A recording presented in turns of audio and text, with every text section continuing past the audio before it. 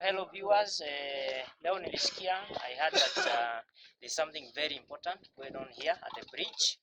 They are rebuilding this bridge. It is a very important bridge from this side to that side and keep it even. Yeah. So like don't do two on the one side because then that will fill it up and cause the burst.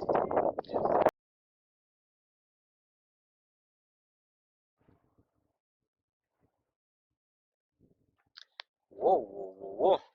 Huu mto maji hakuna kabisa. Maji hakuna. Maji hakuna.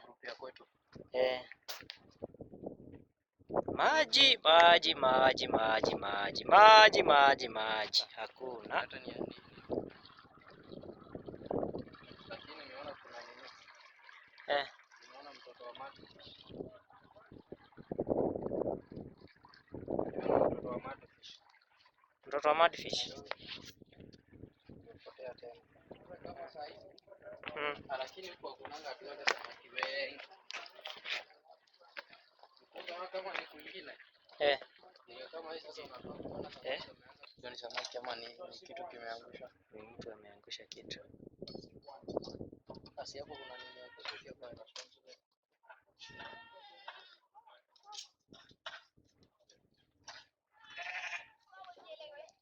These are the old wood from the bridge.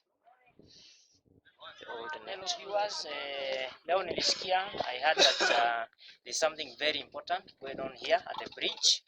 They are rebuilding this bridge. It is a very important bridge for us here at Endana. We cross this bridge when we are going to hospital. We cross it when the children go to school. And therefore I decided to come and interact with them. I'm not very sure who they are. Maybe they will tell us so that they can tell us what they are doing and also maybe the plan that they have. So thank you very much. With me here.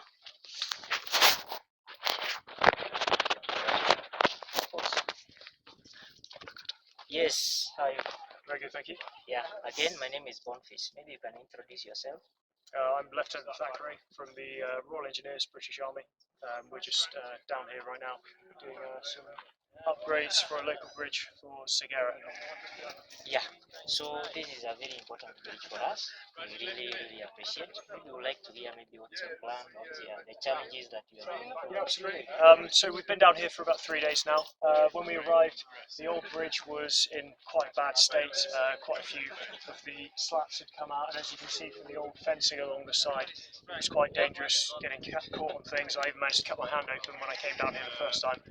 So what we're doing is we're just coming down to replace all the main slats down the middle and then replace the fencing on the side. That way we'll increase the strength of the overall structure and then ensure that there's no risk of people sliding out from underneath or to the side.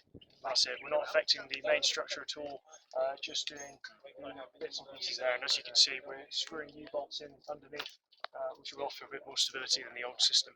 Wow, this is great. I think this is great. I can see you have some new mesh wire, you have a new wood. Maybe you can tell us maybe what is the quality of this wood? How long can it sustain? Well, the wood should probably be the same, at least the same quality of the one before. It's treated decking timber we bought locally from local Kenyan suppliers, and we should look at probably another 10 years of life to them as a minimum. Wow, 10 years. That is great. And I'm seeing that there's some new bolts. What do we call them? And maybe what is the importance of those bolts? So what we've done here is we've replaced the old system, which was just wire wrapped around the old one. And what we've put here is U-bolts in, which go underneath, grab hold of the old wire rope that goes underneath, and then tightened it with nuts on top. And that forces the wood into the wire, forcing it to stay still, where it won't move, even if people or motorbikes are going across it. Maybe you can show us that.